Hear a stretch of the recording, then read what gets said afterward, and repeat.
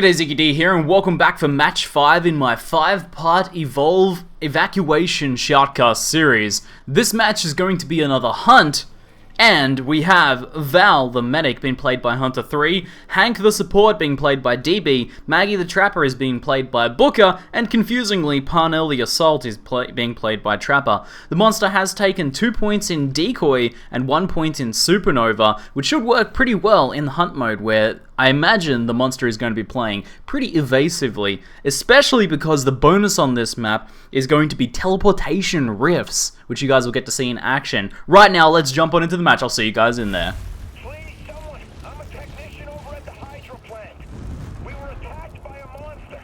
Everyone's holed up in here. The turbines are offline. Fences are down. Can't bring them back up while that thing is out there. Alrighty guys, welcome back. We are here on Hunt with the Wraith.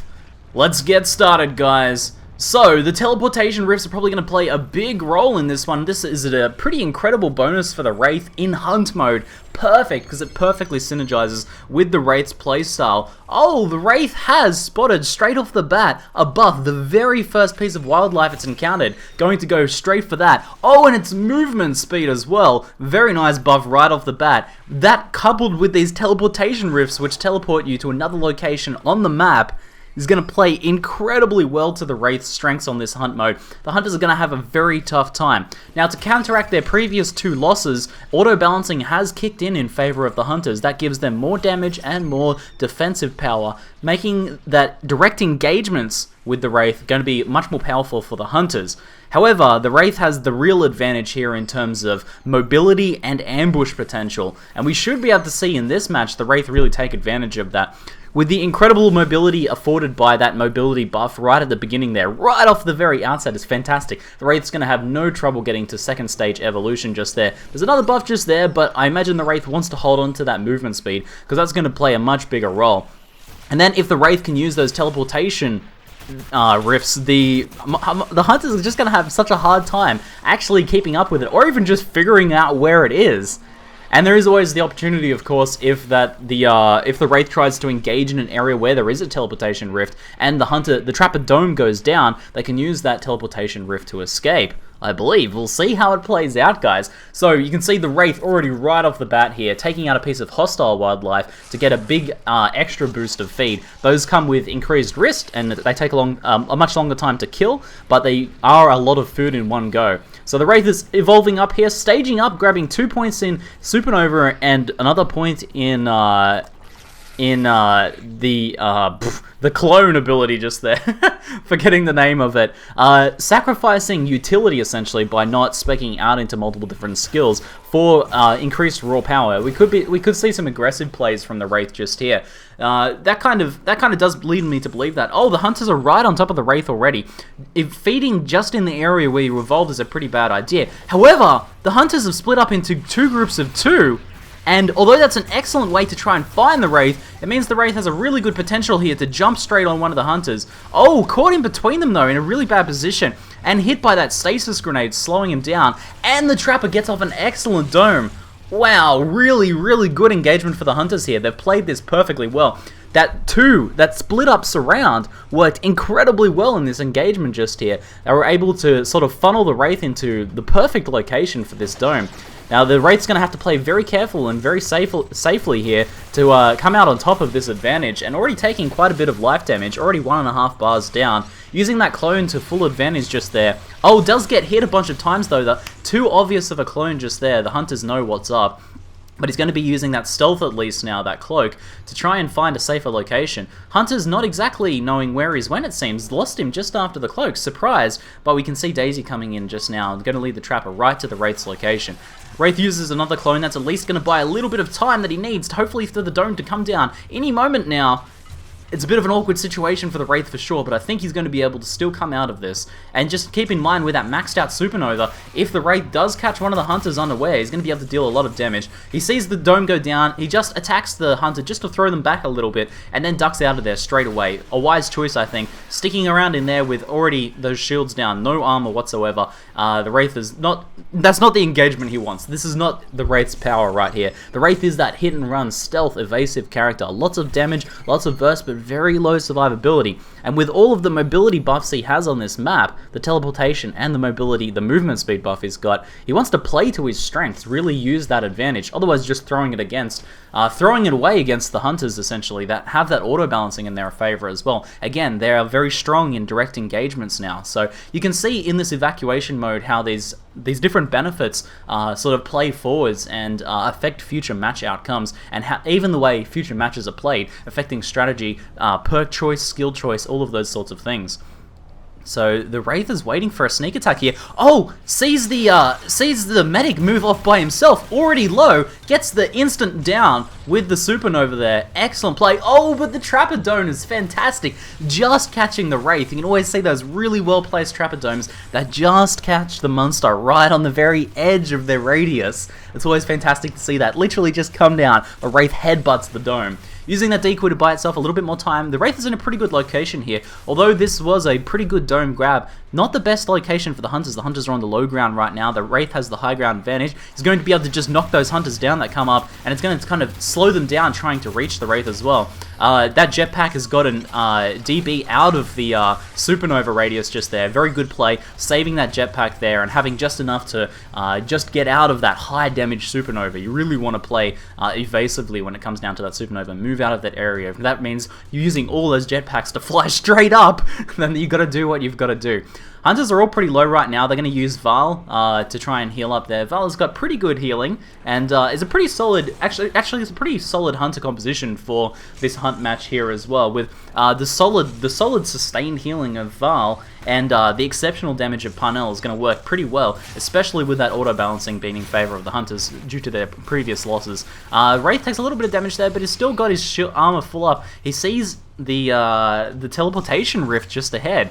He's probably going to be able to use this to make a quick escape here, and it looks like he's going to be going for it.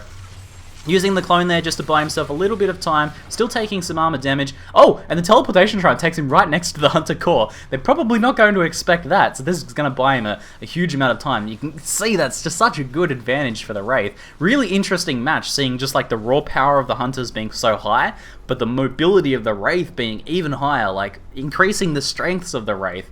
So this is going to be a very interesting match, and I honestly have no idea how well this is going to go. I feel like the Wraith maybe has a bit of an upper hand since he can play to his strengths really well, but those Hunters have played this match really well so far with that split up surround, which is getting to be quite a common tactic. Essentially what the Hunters will do is they'll split the support with the Trapper, and they'll split the medic with the assault. So essentially the assault can shield himself, the medic can heal him when he needs to, and they can deal a lot of damage and have a lot of sustain, and then the support can shield the Trapper, and the Trapper can try and get the pincer and move them, get that pincer movement and sort of surround the Wraith and use them to cut off. Especially it's difficult if the Wraith is playing very mobility style like this. Trying to get the kind of sneaky attack from above here. The Wraith just kind of waiting out and waiting for the Hunters to join him here.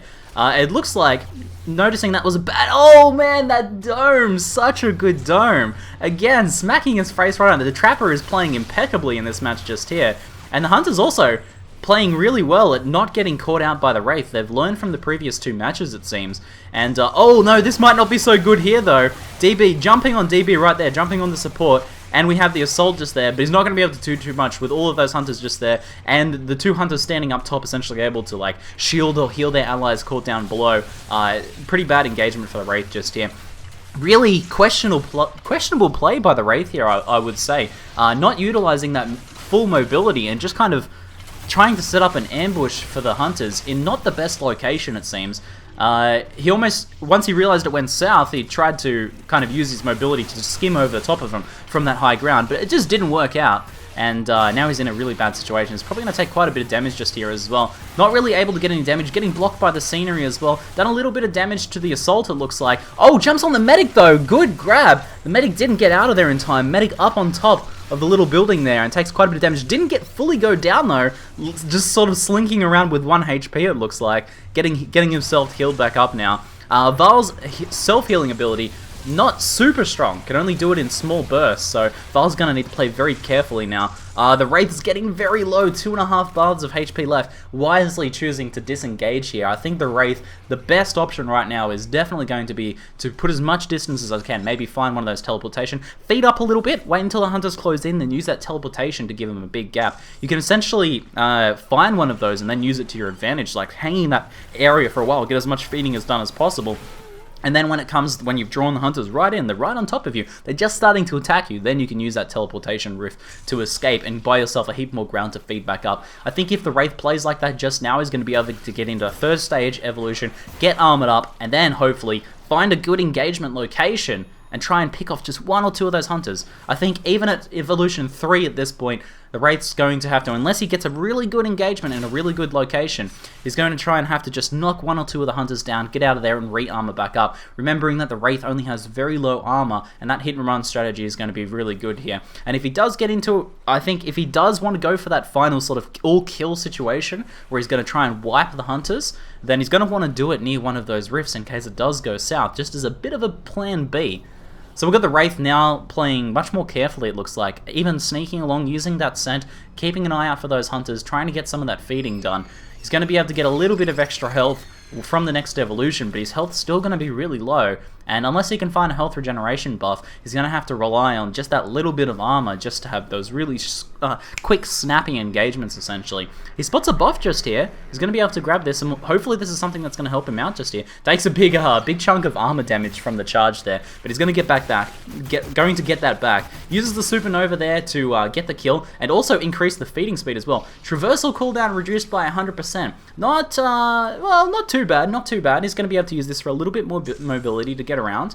Alright, he's ready for the evolve. Ready for the evolution. Where is he going to take this? He's been hanging out in this area for too long. I wouldn't be evolving here, but the Wraith is going to take the risk, I guess, relying on that traversal cooldown to get away, essentially. So let's see what he goes for here on these upgrades. Is he going to spec into both skills? Just 3 points into the abduction. Not really a fan of that warp blast, it seems, this particular Wraith player. So she's going to be using those abductions just here to try and get that optimal engagement, essentially. Pick off that medic. I think the strongest play is definitely going to be go just straight for Val. With that limited self-healing ability, even if you can get Val low, and then sort of escape and then engage again shortly after, Val's still not going to be fully healed up. It's going to take Val like a couple minutes to get fully healed just with that burst healing. Alright, so we got the teleportation just here. We're going to take... The Wraith's going to take a chance on this, see where it leads them. It would be... it would be quite unfortunate if it dropped him right on top of the Hunters, because, you know, a clever Hunter party could set up on that, expecting the Wraith to take that, though. It feels like a bit of a gamble play, really. Alright, with the 3rd evolution now, it looks like he's moving in towards the core. He's going to be able to get just a little bit of a snack here to fill up his armor, and he looks like he might be going for the core. Let's see if we can pull out a core win just here. Very sneaky, very stealthy. I'm seeing not much scent use though, which is unfortunate. There's no real drawback to just constantly using that scent and looking around. So it's possible that the Wraith feels like he has a good knowledge of where the Hunters are, and it looks like that was probably the case because he knows the Hunters have pulled back to defend the power relay. So rather than sort of checking around waiting for that ambush, which I think would have been just a nice thing to do for safety, just to make sure that the Hunters weren't positioning themselves further back from the relay, which is a pretty common and strong tactic. He knew that they were going to be right on top of the relay, and that did pay off this time at the very least.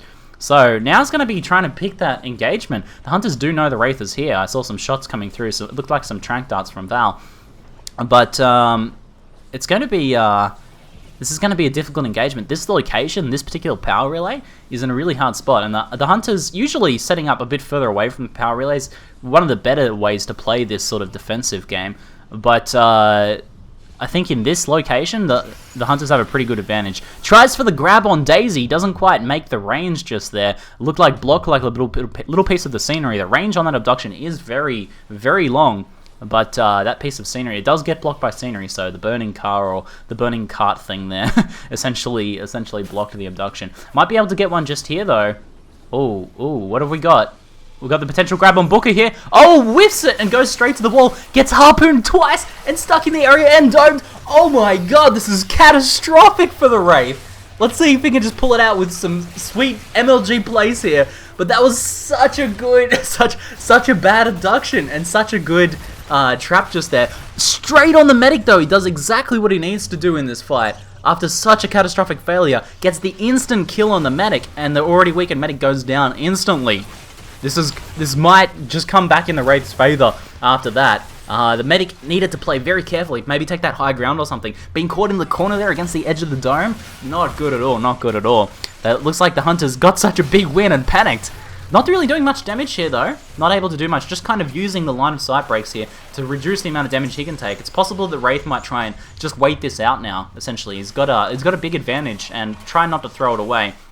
Trying to grab the support just there. Oh, the abduction. He gets the support from the roof. Brings him down, pops Supernova, but the support's getting out of there. Oh, the support's trapped against the card. The Supernova right on top of him. He might get the support here.